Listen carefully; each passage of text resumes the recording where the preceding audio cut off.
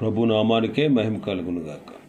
కూడొచ్చిన మీ అందరికీ, కర్మల ఆత్మీయ సహవాస సంఘ విశ్వాసులందరికీ మన ప్రభువును ఆయన ప్రియ కుమారుడునైన యేసుక్రీస్తు వారి శ్రేష్టమైన నామంలో శుభములు మరియు అందరికీ వందనాలు.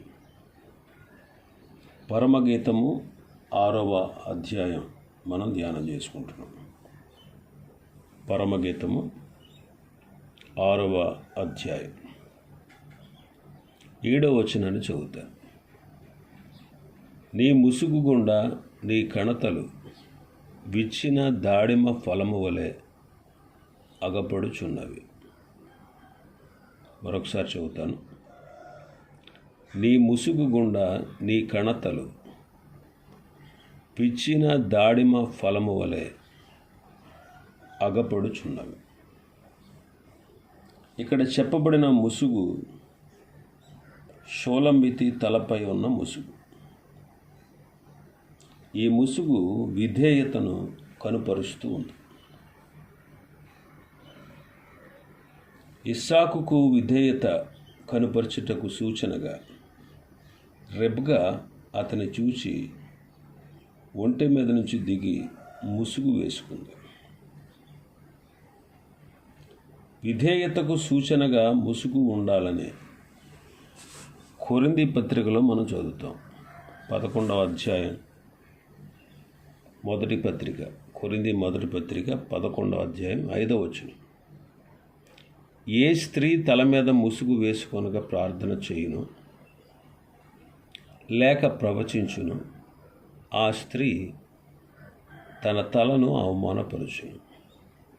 ఎలైనగా అది ఆమెకు క్షౌరము చేయబడినట్టుగానే ఉండు. కాబట్టి విధేయతకు సూచనగా ముసుగు ఉండాలని ప్రభు సెలవిస్తున్నాడు. పాత నిబంధనలో గుడ్డితనంగా చేసే ఆచరణలు కూడా ముసుగుగానే ఉన్నాయి. అయితే ఈ వచనంలో ఆచారాలు అనే ముసుగును గూర్చి చెప్పబడలేదు. ఇక్కడ చెప్పబడినటువంటి ముసుగు ఇశ్రాయేలీలు ప్రభువు పట్ల చూపే విధేయతకు సాదృశ్యంగా ఉంది. ప్రభు అయిన యేసుక్రీస్తు వారు తన ప్రభావమును కనుపరిచే దూతలతో అగ్ని జ్వాలలలో ప్రత్యక్షమైనప్పుడు ఇశ్రాయేలీలందరూ ఒక్క దినమున రక్షించబడతారు. అప్పటి నుండి వారందరూ ప్రభువునకు సంపూర్ణంగా లోబడి విధేయులై జీవిస్తారు. తన ఏకైక కుమారుని బలి ఇవ్వవలసిన సందర్భంలో అబ్రహాము దేవునికి సంపూర్ణంగా విధేయత చూపించాడు. ఐగుప్తు సామ్రాజ్యపు సింహాసనాన్ని త్యాగం చేయవలసి వచ్చినప్పుడు మోషే వెనకాడలేదు. అదే విధేయత. మన ప్రియ రక్షకుడైన ప్రభువారు కూడా మహామహిమను విడుచుటకు దేవునికి సంపూర్ణ విధేయత చూపించారు. ప్రతి చిన్న విషయంలో ప్రభు బిడ్డలు ప్రభువునకు విధేయత చూపించడం మనం ప్రభువును చూచే నేర్చుకోవాలి. ఈ వచనంలో చెప్పబడినటువంటి ముసుగు ఇశ్రాయేలీల యొక్క సంపూర్ణ విధేయతను సూచిస్తూ ఉంది. అలాంటి విధేయత దేవుని బిడ్డలందరిలో ఉండాలి. దైవ సన్నిధిలో ఉన్నప్పుడు విధేయతకు సూచనగా సహోదరులందరూ తలపై ముసుగు వేసుకోవాలి. మాదిరికరమైన జీవితాన్ని జీవించడం నేర్చుకోవాలి.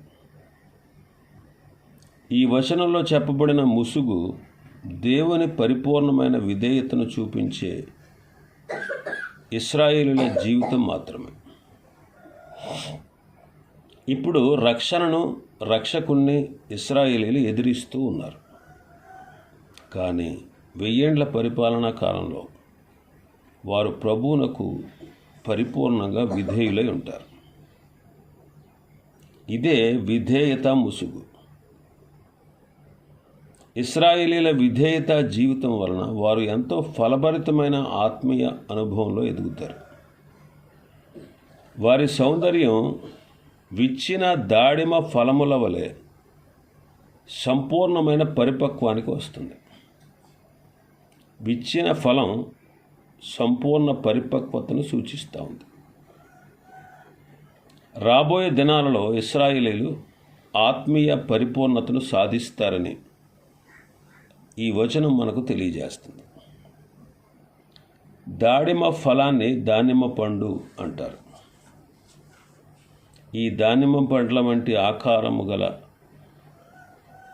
దానిమ్మ పండ్లు ప్రధాన యాజకుని అంగీకి అంచులపై కొట్టబడి ఉంది. మన ప్రధాన యాజకుడు ప్రభు అయిన యేసుక్రీస్తు వారే.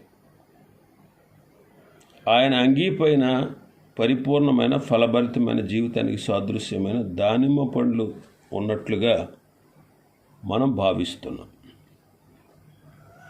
ఆయన వస్త్రపు చెంగు ముట్టుకుంటే మన జీవితాలు ఫలభరితంగా మారుతాయి. రక్తస్రావ రోగం కలిగిన స్త్రీ మన ప్రధాన యాజకుడైన ప్రభు యొక్క వస్త్రపు చెంగు ముట్టుకుంది. వెంటనే స్వస్థత పొందింది. ప్రభువులో ఉన్న పరిపూర్ణ ఫలభరితమైన జీవితం ఆమెకు మేలు కలుగజేసింది. అదేవిధంగా ప్రభువును పట్టుకొని ఆయనతో సహవాసం సంబంధం తెగిపోకుండా మన ఆత్మీయ జీవితాన్ని కాపాడుకోవాలి. ఈ పండ్ల రంగులను కూడా ప్రభువే తెలియజేస్తున్నాడు. కాబట్టి దాడిమ ఫలముల శ్రేష్టతను కొన్ని వాక్యాల ద్వారా మనం తెలుసుకుందాం. నిర్గమకాండం 28వ అధ్యాయం. నిర్గమకాండం 28వ అధ్యాయం 33వ వచనం. 33. దాని అంచుల చుట్టూ నీల ధూమ్ర రక్తవర్ణములు గల దానిమ్మ పండ్లను, వాటి నడుమను బంగారు గంటలను నిలువటంగి చుట్టూ తగిలింపవలెను. ఒక్కొక్క బంగారు గంటయు దానిమ్మ పండును ఆ నిలువుటంగి క్రింద అంచున చుట్టూ ఉండవలెను. దాని అంచుల చుట్టూ నీలి ధూమ్ర రక్తవర్ణము గల దానిమ్మ పండ్లు, వాటి నడుమున బంగారు గంటలు నిలువుటంగి చుట్టూ తగిలించారు. ఈ దానిమ్మ ఫలములు ఇక్కడ 3 రంగుల్లో కనిపిస్తున్నాయి. మొదటిది నీలి రంగు. నీలి రంగు ఆకాశాన్ని సూచిస్తూ ఉంది. ప్రభు అయిన యేసుక్రీస్తు వారు పైనుండి వచ్చాడు అని దీని భావం. ఆయన భూ సంబంధి కాడు, పరలోక సంబంధి. మరి ఆయన ప్రజలు కూడా, ఆయన బిడ్డలు కూడా ఏం చేయాలి? పరలోక సంబంధులుగా జీవించాలి. భూ సంబంధమైన అపవిత్రతకు వారిలో తావు ఉండకూడదు. రెండవ రంగు ధూమ్రము. ఈ రంగును ఓదా రంగు అని కూడా అంటారు. దానియేలు ప్రధాని అయినప్పుడు ఓదా రంగు అంగి అతనికి తొడిగించారు. ఈ ఓదా రంగు రాజులు, అధికారులు ధరించే వస్త్రాలు. ఇవి ఓదా రంగులో ఉంటాయి. ఓదా రంగు రాజరికానికి సూచన. మన ప్రభువైన యేసుక్రీస్తు వారు రాజవంశంలో జన్మించినవాడు. ఆయన రాజులకు రాజు, ప్రభులకు ప్రభువై ఉన్నాడు. మన ప్రభు సిలువ వేయబడినప్పుడు ఓదా రంగు అంగి ఆయనకు ధరింపచేశారు. యూదుల రాజా, నీకు శుభం అన్నారు. అంటే యూదులకు రాజు అయిన వాడు కూడా ఓదా రంగు అంగిని ధరించేవాడని మనకు అర్థమవుతాం. దీనిని బట్టి ప్రభువు రాజు అయిన దావీదు సంతానంలో నుండి వచ్చిన రాజవంశపు రక్షకుడని తెలుస్తూ ఉంది. దేవుని బిడ్డలు కూడా ప్రభు పనిని బట్టి రాజవంశంకు చెందిన వారుగా ఉన్నారు. అందుకే మనల్ని రాజులైన యాజక సమూహం అని పిలిచారు. కాబట్టి దేవుని పిల్లలు బానిసలుగా ఉండకూడదు. ఏ పాపమునకు దేవుని బిడ్డ బానిసగా ఉండకూడదు. మూడవ రంగు రక్తవర్ణం. ఇది క్రీస్తు ప్రభు శిలువలో చిందించిన రక్తమునకు సాదృశ్యం. రక్తము ద్వారా పాపము నుండి విమోచింపబడిన దేవుని బిడ్డలకు సాదృశ్యంగా ఉంది. ఈ మూడు రంగుల్లో దేవుని ప్రజల యొక్క ఆత్మీయత కనిపిస్తూ ఉంది. ప్రభు బిడ్డలు నీలి రంగును పోలి పరలోక సంబంధులుగా ఉండాలి. భూ సంబంధమైన వాటి మీద మనస్సు పెట్టుకోకూడదు. శరీరానుసారులుగా ప్రవర్తించకూడదు. శరీరానుసారులు శరీర విషయములందు మనస్సు ఉంచుతారు. ఆత్మానుసారులు ఆత్మ విషయములందు మనసు ఉంచుతారు. కాబట్టి ప్రభు బిడ్డలు నీలి రంగును పోలి పరలోక సంబంధులుగా ఉండాలి. ఓదా రంగును పోలి రాచ టీవీతో పాపమునకు బానిసలు కాకుండా జీవించాలి. రక్తవర్ణము వలె యేసుక్రీస్తు రక్తములో కడగబడి పరిశుద్ధులై పరిశుద్ధతను కాపాడుకోవాలి. దేవుని ప్రజల అనుదిన జీవితం ఈ మూడు అనుభవాలను పోలి ఉండాలి. ఇప్పుడు దేవునికి అవిధేయులైన ఇశ్రాయేలు ప్రజలు రాబో 1000 ఏండ్ల పరిపాలనా కాలంలో ఇటువంటి ఫలభరితమైన ఆత్మ సంబంధమైన జీవితాన్ని జీవిస్తారని ఈ వచనం మనకు తెలియజేస్తాం. 39వ అధ్యాయం నిర్గమాకాండం 24వ వచనాన్ని చదువుదాం. మరియు వారి చొక్కాయి అంచుల మీద నీల ధూమ్ర రక్తవర్ణములు గల పేనిన నూలుతో దానిమ్మ పండ్లను చేసిరి. ఈ వచనంలో కూడా దానిమ్మ పండ్ల అనుభవం కనిపిస్తుంది. ప్రభువుకు పరిచర్య చేసే యాజకులు చొక్కాయి ధరించాలి. చొక్కాయి అంచుల మీద పేనిన నూలుతో సన్ననారతో దానిమ్మ పండ్ల రూపాన్ని చేశారు. 2 పండ్ల మధ్య ఒక బంగారు గంటను అమర్చారు. యాజకులు పరిచర్య చేస్తూ ఉన్నప్పుడు ఈ గంట మ్రోగుతుంది. గంటలు మ్రోగుతున్నాయి అంటే దేవునికి పరిచర్య జరుగుతుంది అని అర్థం. దేవుని ప్రజలు దేవుని పనిని జరిగించేవారుగా ఉండాలి. పౌలు జీవిత అనుభవంలో సువార్త మ్రోగింది. ప్రభు పని చేసేవారుగా మనం ఉండాలి. ప్రభు పని చేసే గంటలు మన జీవితంలో మ్రోగుతూనే ఉండాలి. అయితే గంట ప్రక్కనే దానిమ్మ పండు కనిపిస్తాం. దీని భావం ఏంటంటే మన పరిచర్య గంటలు విచ్చిన దాడిమ ఫలముల వలె ఫలభరితమైనవిగా ఉండాలి. జీవితంలో ఆత్మీయ ఫలాలు ఫలించకుండా పరిచర్య మాత్రమే చేస్తే అట్టి పరిచర్యను దేవుడు కోరడు. దేవుడు కోరిన ఫలాలు జీవితంలో కనిపించకపోతే పరిచర్య కాల్చివేయబడుతుంది. ఎంతకాలము దేవుని మందిరంలో ఆయా ప్రదేశాల్లో దేవుని పని చేసిన జీవితంలో ఆత్మీయత లేకపోతే ఆ పరిచర్య కాల్చివేయబడుతుంది. పరమగీతముల్లోని ఆత్మీయ పరిచర్య యూదులు రాజ్య సువార్తను బోధించే పరిచర్య. క్రీస్తు ప్రభు యొక్క 1000 ఏండ్ల పరిపాలన స్థాపించబడుతుందని యూదులు 7 ఏండ్ల శ్రమల కాలంలో రాజ్యపు సువార్త గంటలు మ్రోగిస్తారని మనం పరిశుద్ధ గ్రంథంలో చూస్తాం. వారి దాడిమ ఫలములు ఆత్మీయ సౌందర్యము కలిగిన వారి ఉండాలి. ఇంకా మనం చూస్తే సంఖ్యాకాండం 13వ అధ్యాయం 23వ వాక్యం. సంఖ్యాకాండం 13:23. వారు ఎష్కోలు లోయలోనికి వచ్చి అక్కడ ఒక గెలగల ద్రాక్ష చెట్టు కొమ్మ యొక్క కొమ్మను కోసి దండితో ఇద్దరు మోసిరి. మరియు వారు కొన్ని దానిమ్మ పండ్లను, కొన్ని అంజూరపు పండ్లను తెచ్చారు. ఈ సందర్భాన్ని మనం ఆలోచన చేస్తే దానిమ్మ పండ్లు వాగ్దాన దేశంలో దొరికేవి అని మనం గుర్తిస్తున్నాం.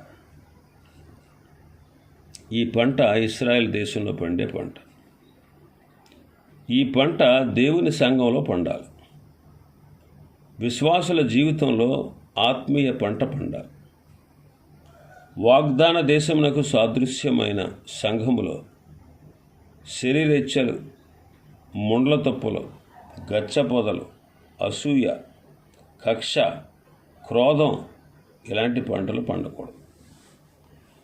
ఆత్మ సంబంధముగా దేవుని బిడ్డలు సంఘములో దినదినము ఫలించేవారుగా ఉండాలి. ఫలభరితము కాని జీవితాలు సంఘానికి శాపంగా మారుతాయి. శరీర సంబంధాలు ఎక్కువగా ఉంటే సంఘంలో గొడవలు, కొట్లాటలు, కోర్టులు, పోలీస్ స్టేషన్ల చుట్టూ తిరగడం ఇవన్నీ అధికమవుతాయి.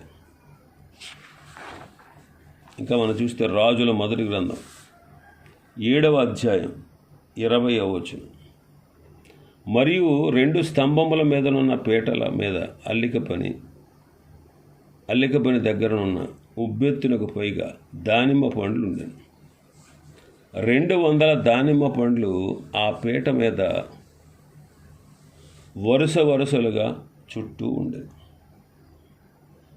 2 స్తంభాలు,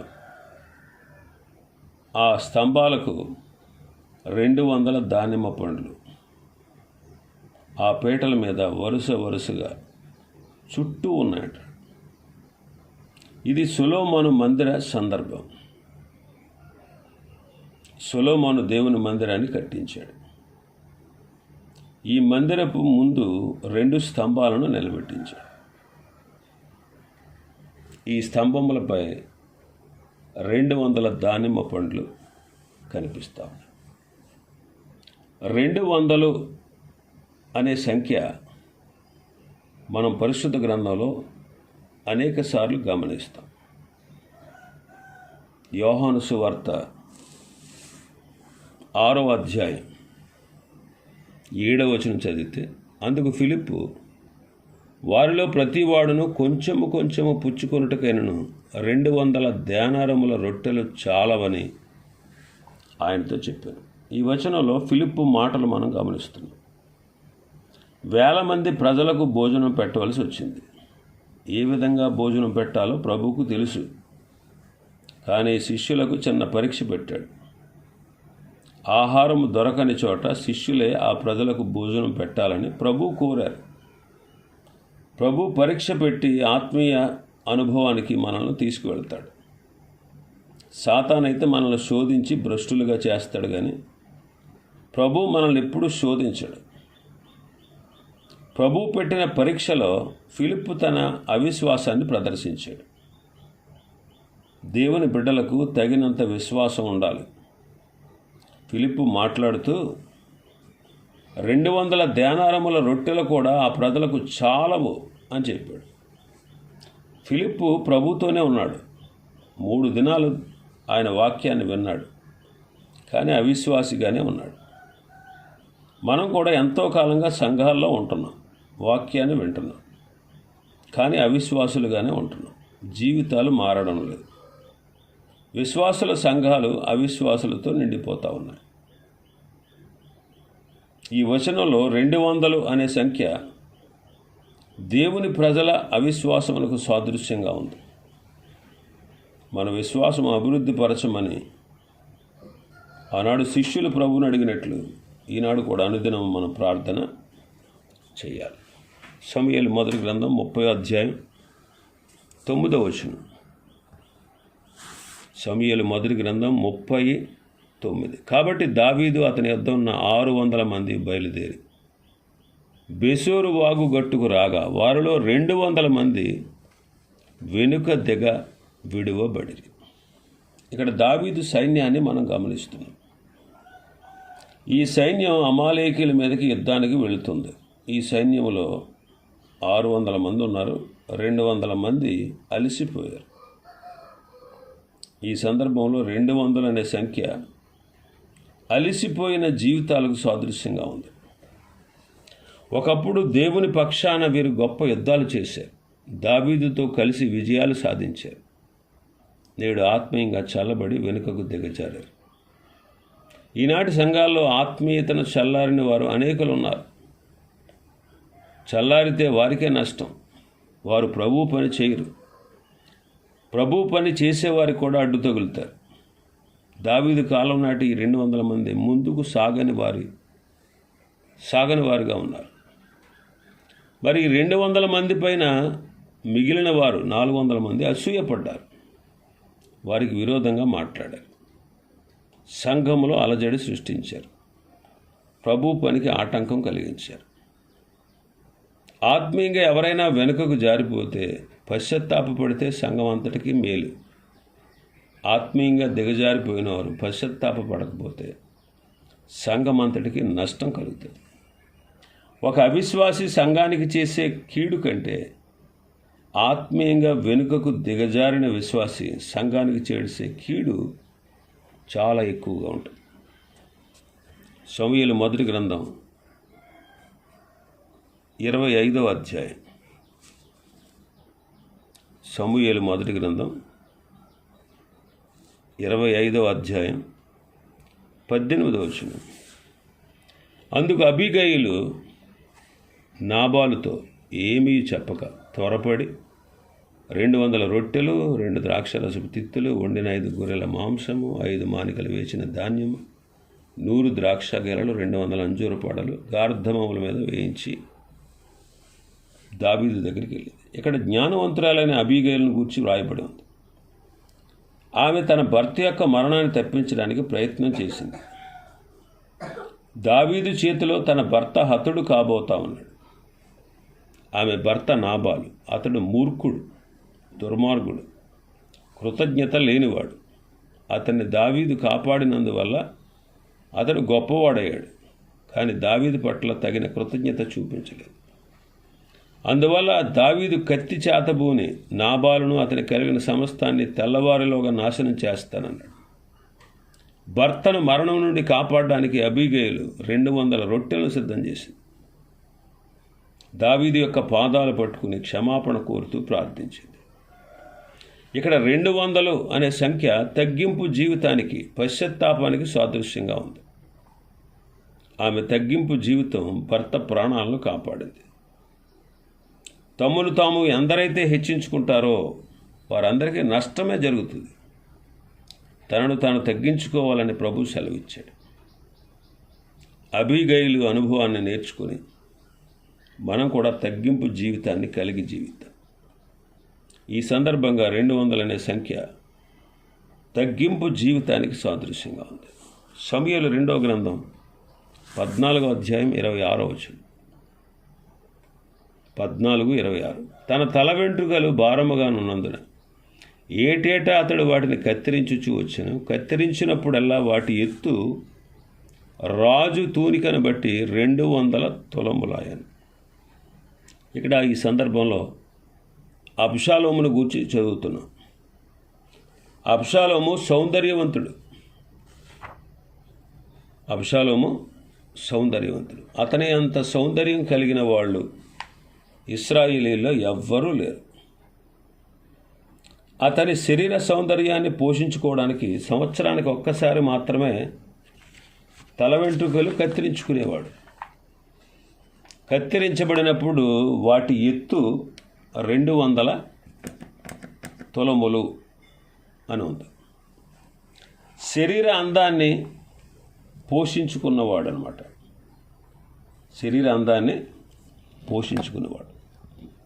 కానీ అతనిలో ఆత్మీయ సౌందర్యం లేదు. తండ్రిని మోసగించాడు, తన ఇంటి వారిని హత్య చేశాడు, బంధువుల ఆస్తులు తగలబెట్టించాడు. అబ్షాలోము. ఇక్కడ ఉన్నటువంటి 200 అనే సంఖ్య అబ్షాలోము యొక్క శరీర సంబంధమైన జీవితాన్ని సూచిస్తూ ఉంది. శరీరాశలు, నేత్రాశలు ఎక్కువగా మన జీవితాల్లో ఉంటే మనం నష్టపోతాం. శరీర కోరికలకు లోబడిన అబ్షాలోము దిక్కులేనివాడుగా చనిపోయాడు. శరీర కోరికలు మన జీవితాన్ని ఈ విధంగానే నాశనం చేస్తాయి. న్యాయాధిపతుల గ్రంథం 17వ అధ్యాయం 4వ వచనం. అతడు ఆ రోకలను తన తల్లికి ఇయ్యగా ఆమె వాటిలో 200 పట్టుకుని కంసాలికి అప్పగించెను. అతడు వాటితో చెక్కబడిన ప్రతిమా స్వరూపమైన పోత విగ్రహమును చేయగా అది మీకా ఇంట ఉంచబడింది. 200 రోకలు విగ్రహారాధన కొరకు ఖర్చు చేసింది ఈ మహాతల్లి. ఈ అధ్యాయంలో కుటుంబం పైకి, కుమారుని పైకి శాపాన్ని తెచ్చింది. ఈ తల్లి కుమారునికి శాపాన్ని, తన కుటుంబం అంతటికి శాపాన్ని తెచ్చింది. విశ్వాసులు ప్రత్యక్షంగా విగ్రహారాధన చేయరండి, కానీ వారిలో విగ్రహారాధన ఉన్నదని ప్రభు సెలవిస్తున్నాడు. అంటే ఏంటంటే, ప్రభు కంటే ఎక్కువగా మనం దేవుణ్ణి ప్రేమించిన అది విగ్రహారాధనే. ధనాన్ని ప్రేమించడం విగ్రహారాధన. ఆహార పదార్థాలను ఎక్కువగా ప్రేమిస్తే, తిండిపోతులుగా, తాగుబోతులుగా ఉంటే అట్టి వారికి వారి కడుపే దేవుడు అవుతుంది. ఇట్టి విగ్రహారాధనకు దేవుని ప్రజలు దూరంగా ఉండాలి. న్యాయాధిపతుల గ్రంథంలో ఉన్న విగ్రహారాధన కుటుంబం ఇది. ఇది ఇశ్రాయేలీల ఆత్మీయ భ్రష్టత్వాన్ని సూచిస్తూ ఉంది. ఇక్కడ గమనిస్తున్న 200 రూపాయలు ఆత్మీయ భ్రష్టత్వములకు సాదృశ్యం. కనుక దేవుని ప్రజలు ఇటు విగ్రహారాధనకు దూరంగా పారిపోవాలి. ఇది ఈ వచనం యొక్క వివరణ. ప్రభు చిత్తమైతే మరొక వచనాన్ని రేపటి దినం ప్రారంభించుకుందాం. దేవుడి వర్తమాన వాక్యాన్ని మన వినికిడిలో ఆశీర్వదించునుగాక. ఆమేన్.